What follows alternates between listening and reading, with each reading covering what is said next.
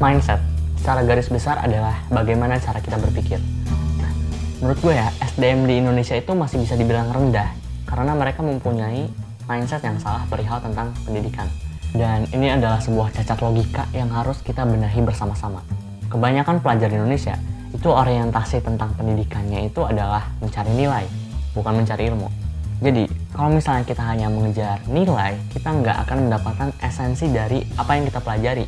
Dan nilai itu sendiri seharusnya menjadi sebuah penilaian tentang seberapa baik kompetensi kita dalam ilmu pengetahuan tersebut. Nah, jadi karena orientasi para pelajar itu hanya tentang nilai, alhasil terjadilah tindakan seperti contek-menyontek, copy paste dari Google, dari ChatGPT. Dan ini juga yang membuat ketika mereka presentasi itu membaca doang gitu. Karena apa? Karena yang mereka nggak dapat ilmunya, dan ketika mereka nggak dapat ilmunya, ya mereka bagaimana cara mempresentasikannya? Karena ilmunya aja nggak ada gitu, nggak dipelajari. Ya mereka fine-fine aja nggak dapat ilmunya. Karena apa? Yang penting dapat nilainya. Dan akhirnya mereka membenci presentasi, membenci sesi tanya jawab, membenci diskusi. Dan yang paling parah itu ketika mereka benci untuk berpikir. Dan dari situlah mereka menjadi manusia kosong yang berbuat curang. Solusinya ya adalah dengan mengubah mindset kita yang tadinya orientasi kita kepada nilai menjadi kepada ilmu itu sendiri.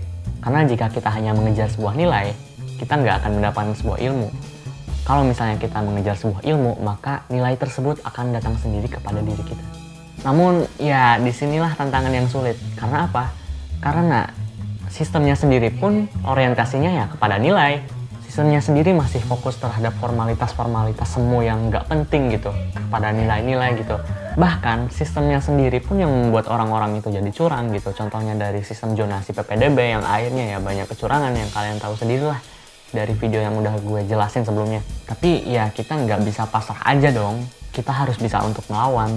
Gimana caranya melawan? Adalah dengan memperbaiki mindset diri kita sendiri. Dengan kita memperbaiki mindset diri kita sendiri, maka kita mulai menormalisir tindakan seperti ini, pendidikan yang sebenarnya.